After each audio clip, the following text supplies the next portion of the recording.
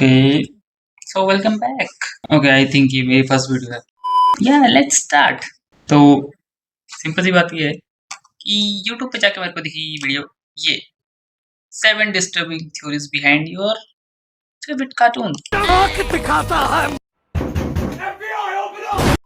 Yeah, let's start. हो सके तो मुझे माफ कर देना क्योंकि आज इस वीडियो को खत्म करने के बाद तुम अपने फेवरेट कार्टून शोज को उस नजर से नहीं देख पाओगे जैसे बचपन में देखते थे। हमारे फेवरेट कार्टून्स के पीछे कुछ डार्क रियलिटी है, कुछ स्टोरीज है, कुछ इंफॉर्मेशन है, कुछ ट्विस्टेड। Let's see. टॉप 7 के इस नए एपिसोड में let's talk about your favourite cartoons. Let's begin. अगर तुम्हें पता है कि शूलेस के आगे वाले पार्ट को एगलेट कहते हैं तो मतलब तुमने फिनियस एंड फर्ब देखा है। एंड तुम्हें याद होगा कि Okay, इस शो का नहीं प्रेमिस पता. था दो भाई, फिनियस एंड फर्ब, जो स्टेप ब्रदर्स थे, और उनकी बहन। ये दोनों भाई समर वेकेशन में कुछ ना कुछ बढ़िया करामाती सा, माइंड ब्लोइंग सा करते थे, और जैसे ही उनकी बहन चाहती थी कि उनकी मम्मी उनको देखे कि ये क्या शैतानियां कर रहे हैं, वो मैजिकली डिसअपीयर हो जाता। बट क्या तुमने कभी सोचा है कि ऐसा Okay, क्यों होता था? जब भी कैंडिस अपनी मम्मी को दिखाने जाती थी कि फिनियस एंड फर्ब क्या हुड़दंग मचा रहे हैं, तो वो हमेशा उनकी मम्मी के आने से पहले ही क्यों गायब होता था? फिनियस एंड फर्ब के पीछे जो एक कॉन्स्पिरेसी थ्योरी थी जिसने मेरा माइंड ब्लो कर दिया था, वो ये कहता था कि वो इसलिए गायब हो जाते थे बिकॉज वो कभी हुए ही नहीं थे। कुछ भी रुको जरा, सबर करो। पूरा शो तुम फिनियस एंड फर्ब के नहीं बल्कि कैंडिस के पर्सपेक्टिव से देख रहे हो। कहा जाता है ऐसा इसलिए होता था क्योंकि कैंडिस पूरी तरह से दिमागी हालात में ठीक नहीं थी। उसके साथ एक बहुत बड़ा ट्रॉमा हुआ। उसका एक भाई तो था जो फिनियस नाम का था, पर अपनी शक्ल के चक्कर में, वियर्ड शेप के चक्कर में, वो स्कूल में बहुत बुली होता था। एंड एक okay. टाइम पे वो इतना बुली हुआ कि वो जिंदा ही नहीं बचा। एंड कैंडिस उस रियलिटी से कभी कोप नहीं कर पाई। उसका दूसरा भाई है तो Okay, तो बेसिकली इसमें ये होने वाला है कि हर दूसरे बंदे ने जो काफी ज्यादा नल्ला था वो अपने घर पे बैठा हुआ, उसने कभी न कभी ये बात होगी कि शिनचैन एक छोटा बच्चा था और उसके साथ भी ये ट्रॉमा हुआ था स्कूल में एंड ओंगा पोंगा चीजें पता नहीं क्या क्या बताते हैं। और सेम चीज यहाँ पर भी है. वेल, ओके, आगे देखते एक फर, हैं. बेल मतलब बट रियलिटी में वो एक्चुअली बात नहीं करता है। एंड हो सकता है चल फिर भी ना पाए। Yo, digging my ride from outer space. Her mother can never see the contraptions the brothers create because वो कभी एग्जिस्ट ही नहीं करते थे। थ्योरी में ये भी कहा जाता है कि डॉक्टर डोफिन्चमर्ट्ज कैंडिस के थेरेपिस्ट हैं, एंड इसीलिए कैंडिस उनको मैनिफेस्ट करती है as a villain in the entire story. Well, अरे ये साला एड हो गया. जो हमारा दूसरा शो है वो एक टाइम पे बहुत पॉपुलर हुआ करता था, पर हो सकता है आजकल के बच्चों ने उसको ना देखा हो बिकॉज साइकोलॉजिकली स्कार कर देने वाला शो भी हो सकता था वो। उसका नाम है courage the cowardly dog. Okay. And नाम से ही तुम्हें पता चल जाएगा लेजेंडरी. कि एक डॉग के बारे में है जो थोड़ा डरपोक सा है। मेरे इस को बहुत सारे कार्टून में एपिसोड याद करेज नहीं है अपने बट मैंने काफी ओनर्स देखा है. म्यूरियल और यूस्टस के साथ एक फार्म में रहता है। शो के अंदर ये बताया जाता है कि farm in the middle of nowhere है, and for some reason monsters and भूतों को अपने पास अट्रैक्ट करता है, बट उसके ओनर्स को कभी पता नहीं चलता। एंड कोई से बताओ। थ्योरी कहती है कि वो जो भूत और राक्षस इस शो में आते हैं वो एक्चुअली में भूत और राक्षस नहीं होते हैं, बल्कि वो ह्यूमंस को डिपिक्ट करता है from the perspective of a dog. But ये थ्योरी सिर्फ यहाँ तक लिमिटेड नहीं है। थ्योरी ये भी कहती है कि वो show perspective of a okay, तो सिंपल सी चीज ये है कि यार वेल लोगों को बस कुछ भी मसाला बनाना रहता है. फिर से मैं ये बोलूंगा, लोगों को मसाला बनाना रहता है, वो कुछ भी बना देते हैं. अगर तुम थोड़ा सा रिसर्च करो, करेज द कावर्डली डॉग की स्टोरी है. कार्टून नेटवर्क ने एक चीज चालू किया था, लाइक वो काफी सारे कार्टून्स, लाइक कोई भी शॉर्ट एनिमेशन बना रहा है वो उनको प्रीमियर कर रहे थे, कास्ट कर रहे थे, आई मीन सॉरी स्ट्रीम कर रहे थे अपने चैनल पर. Okay, just an short animation. And उसमें से काफी सारे कार्टून्स अभी के टाइम पे कोई नहीं देखता, उस टाइम पर आए थे. उसमें था एक करेज द कावर्डली डॉग एंड एक आई थिंक पावर गर्ल्स नाम है उसका, जिसमें 3 पावर गर्ल्स रहती है. तो ये मतलब एग्जांपल है कि 2 कार्टून निकले थे. तो हाँ, मतलब इन लोगों को जी मसाला बनाना रहता है। तो सिंपल सी चीज़ ये है कि ये दोनों एनिमेशन ऐसा है। एंड देखो, एक एनिमेटर, एक स्टोरी राइटर को बस एक फन चीज़ दिखानी है। This was the base of the this cartoon कि करेज एक घर में रहता है। ये जस्ट एक स्टेज है जहाँ पर हर बार कुछ ना कुछ बिज़ार होता है। तो it is just that thing, nothing more. Dog से बनाया गया है क्योंकि इसके जो ओनर्स हैं म्यूरियल एंड यूस्टिस वो करेज को अच्छी तरह से ट्रीट नहीं करते। करेज को लगता है कि वो एक मिडिल ऑफ नोवेयर फार्म में रह रहा है बिकॉज उसके ओनर्स कभी उसको ओके, तो म्यूरियल तो काफ़ी अच्छे से ट्रीट करती है वैसे। वेल, काफ़ी चीज़ों में इग्नोरेंट रहती है, बट ही लाइक्स हिम, मतलब पेट। बाहर नहीं लेके जाते हैं। उसको पता ही नहीं है कि उसके फार्म के बियॉन्ड भी एक दुनिया है। उसके ओनर्स को कभी फर्क नहीं पड़ता जब ये मॉन्स्टर्स आते हैं, बट हमेशा करेज को ही पड़ता है। इस थ्योरी का एक पार्ट ये भी कहता है कि इस कार्यक्रम को रोककर हम आपके लिए लाए हैं करेज द कावरली डॉग शो। अब बात करते हैं स्पंज बॉब स्क्वायरपैंट्स की। स्पंज बॉब तो सबको याद है, समुद्र के अंदर ओके, पाइनएप्पल का घर। जो कहानी है एक स्पंज के बारे में जो एक बिकिनी बॉटम्स नाम के शहर में रहता था। Anyway, sponge Bob bikini bottom में रहता था। उसका एक बहुत अच्छा दोस्त था पैट्रिक करके जो एक स्टारफिश था, एंड उसका नेबर एक ग्रम्पी सा स्क्विड था, स्क्विडवर्ड नाम का। बट इस कहानी और इस थ्योरी के पीछे स्पंज बॉब जहाँ काम करता था वो बहुत इंपॉर्टेंट है।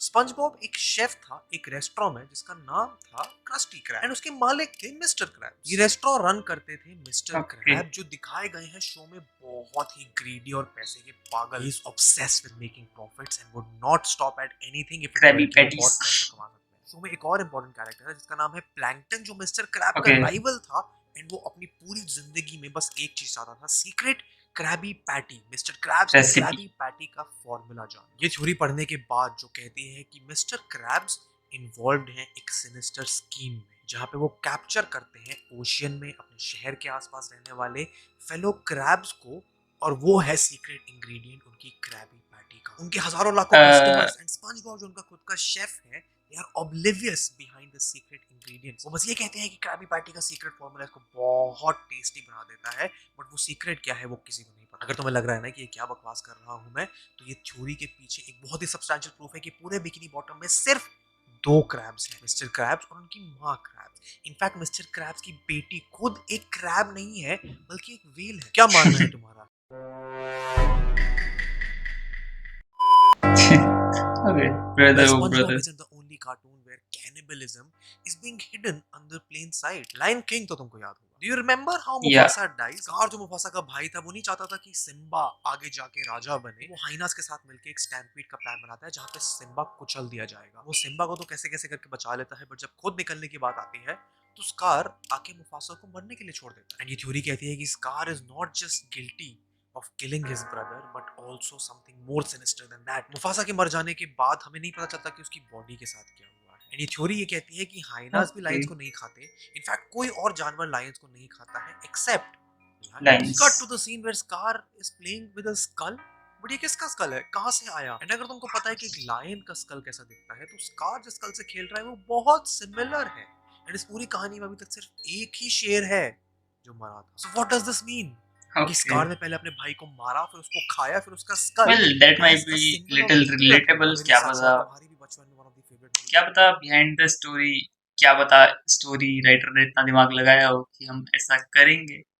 I mean not story writer, the director. Oh my अगला गॉड। कार्टून जिसकी हम बात करेंगे वो है शिनचैन। शिनचैन है एक बहुत ही पॉपुलर ओके, कार्टून, तो 90s जैसा मैं ग्लोबल बता किड्स रहा का था, फेवरेट कार्टून। यहाँ पे वेल, एक if you do traumatise not have बच्ची एन कहानी आइडिया सुनाएंगे। How much the show was loved, इस शो को बंद कर दिया गया था, सेंसर कर दिया गया था, बट इसकी ओके, डिमांड इतनी थी कि गवर्नमेंट को इसको वापस से रीटेलीकास्ट करना पड़ा। बैन सेंसर इसलिए क्यों करना किया पड़ा गया था था? बिकॉज़ पेरेंट्स की कंप्लेन आ रही थी कि शिनचैन को देख के उनके बच्चों का बिहेवियर खराब हो रहा है। बट शिनचैन ओके, जितना फनी एंड एंटरटेनिंग शो है, उसके पीछे की स्टोरी उतनी ही सैड है। रूमर ये कहता है कि शिनचैन एक शो है जो इंस्पायर्ड है एक रियल स्टोरी से। शिनोसुके नोहारा करके एक 5 साल का बच्चा था जिसके ऊपर शिनचैन की कहानी बेस्ड थी। रूमर ये कहता है कि एक बार शिनचैन, उनकी बहन हिमावारी और उनकी मम्मी मित्सी एक शॉपिंग मॉल जाते हैं। रास्ते में मित्सी का हिमावारी से ध्यान हट जाता है एंड वो कुछ कुछ करके सड़क के बीच में पहुंच जाती है। एक कार बहुत ही तेजी से उनकी तरफ आ रही होती है और अपनी बहन को बचाने के लिए शिनचैन बिना कुछ सोचे भागता है, बट अनफॉर्चुनेटली दोनों उस एक्सीडेंट में बच नहीं पाते। ये देखकर मित्सी सदमे में चले जाती है एंड क्रेयॉन्स लेके मित्सी सिंचन और हिमावारी के कार्टून्स ड्रॉ करती है, उनकी लाइफ इमेजिन करती है कि वो कैसी होती अगर वो जिंदा होते। ये स्टोरी एक जापानीज एनिमेटर योशितो उसुई को पता चलती है and he creates a manga and an animated series on the life of this 5 year old kid and names it Crayon Shinchan. Crayon well इसलिए क्योंकि मित्सी ने क्रेयॉन से वो ड्राइंग बनाई बेसिकली अगर हम कोई भी शो देखें तो यहाँ पर यही सेम चीज कहीं ना कहीं डोरेमोन के साथ भी स्टोरी बना रखी है। यार हर किसी को अब किसी न किसी की लाइफ से तो इंस्पिरेशन नहीं आएगी ना।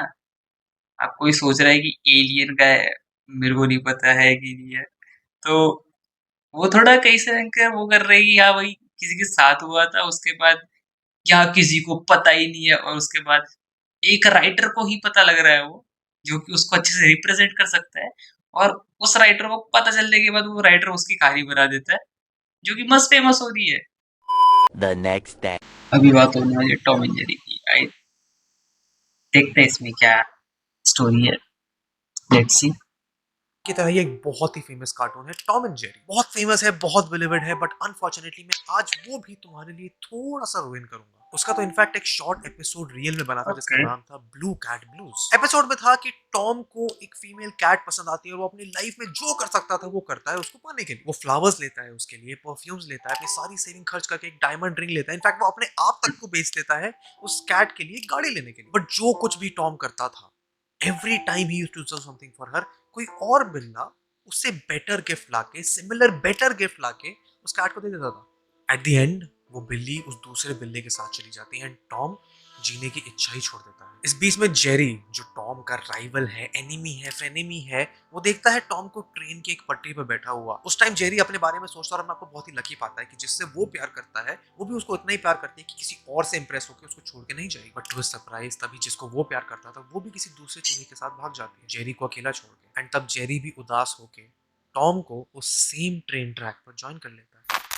बात करेंगे डोरेमोन की एंड मोर इम्पोर्टेंटली डोरेमोन का जो लास्ट एपिसोड, मुझे नहीं पता ये एयर हुआ नहीं हुआ, बट जो लास्ट एपिसोड होना चाहिए था उसके कुछ स्नैपशॉट्स मुझे मिले। एपिसोड स्टार्ट होता है फ्यूचर नोबिता के पास, जिसमें फ्यूचर नोबिता जो एक प्रोफेसर है, जीनियस है, उसको टीवी पे गेस्ट बुलाया जाता है क्योंकि जीनियस। वाह मोदी जी वाह। सुनियो, जियान और डेकिसुगी मिलकर नोबिता को देखते हैं। डेकिसुगी अब प्रेसिडेंट बन चुका है, सुनियो एक बहुत बड़ा बिजनेसमैन है एंड जियान को शायद अभी भी बिका।